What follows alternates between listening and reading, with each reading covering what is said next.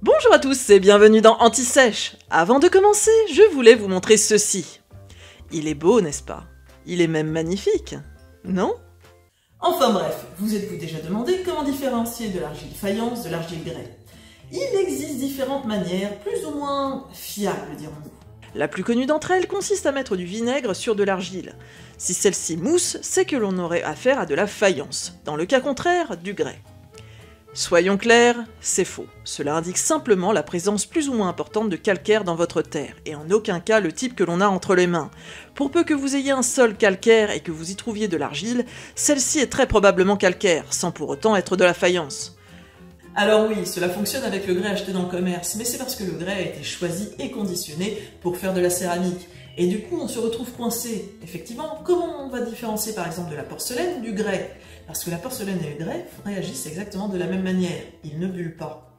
De même, on m'avance souvent la couleur de l'argile. Ok, parmi ces deux terres, laquelle est du grès, laquelle est de la faïence? Même texture, même aspect, aucun moyen de le savoir. On peut cependant différencier la porcelaine du grès et de la faïence car la texture de la porcelaine est un peu élastique, un peu comme du mastic ou de la terre autodurcissante. Mais en réalité, le seul moyen de savoir quel type d'argile on a entre les mains, c'est encore de la faire cuire.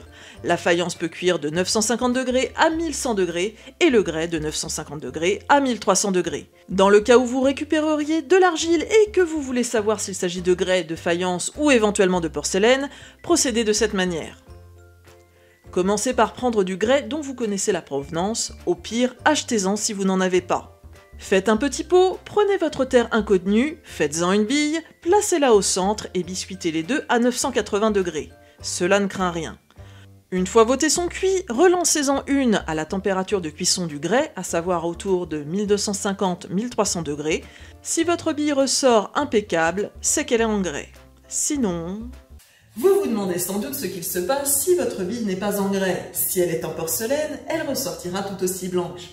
Par contre, si elle est en faïence, comment dire? Vous le sentez le coup faut revenir? Eh ben écoutez, faisons le test.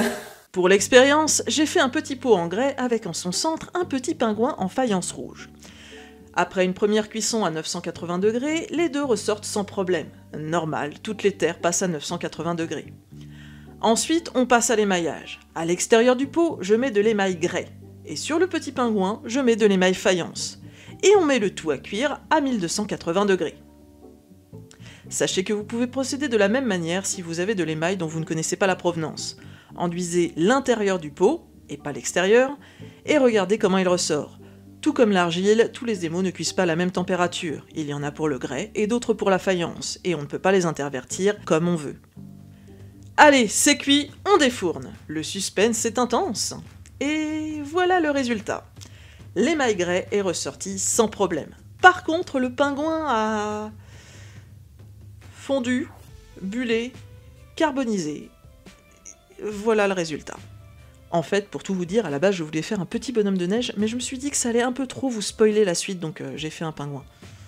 Enfin bref, malheureusement, ce genre d'incident est assez fréquent dans les ateliers qui voient passer beaucoup d'élèves et où la faïence et le grès sont tous les deux utilisés. Et bien souvent, ce n'est qu'en ouvrant le four que l'on constate que certaines des céramiques ont complètement fondu. Dans de rares cas, l'émail appliqué étant du grès, celui-ci a fondu en gardant ses couleurs, mais dans d'autres cas, cela devient... ça. On appelle ça de la lave. Et dans tous les cas, ce genre d'accident peut être catastrophique, que ce soit pour les pièces des autres élèves ou tout simplement pour le matériel de cuisson. Quand cela touche une plaque, la zone en question n'est plus utilisable, et il faut alors poncer la zone avec une meuleuse. Et dans le cas où la lave touche les parois du four, la réparation se compte en milliers d'euros.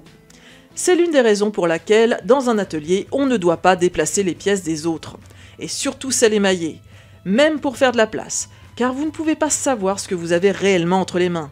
Il faut savoir que certaines argiles ont exactement la même couleur que certains émaux. Je parle, mais peut-être vous demandez-vous ce qu'il se passerait si une sculpture biscuitée en faïence était cuite à la température du grès, c'est-à-dire autour de 1260 degrés. Vous vous souvenez de l'hippopotame? Quand je vous dis qu'il ne faut pas déplacer les céramiques des autres. On y est allé à la masse et au burin pour le décrocher de sa plaque. La faïence est entrée en fusion et s'est littéralement carbonisée. On dirait de la pierre de lave ou du pain carbonisé. Regardez-moi ça. La morale de cette histoire, c'est que vous ne pouvez pas faire cuire n'importe quoi à n'importe quelle température. Si vous avez un doute, faites un test avec un petit pot en grès. Et dans le cas où vous n'avez pas de quoi faire de test, considérez que l'argile que vous avez entre les mains est de l'argile faïence. Car toutes les argiles, même celles trouvées au fond de votre jardin, cuisent sans problème à 950 degrés. Sur ce, n'oubliez pas de liker, de vous abonner, mais également que pour toute sculpture sans modèle vivant, la clé c'est d'observer, de photographier, puis de sculpter. À la prochaine. Ciao.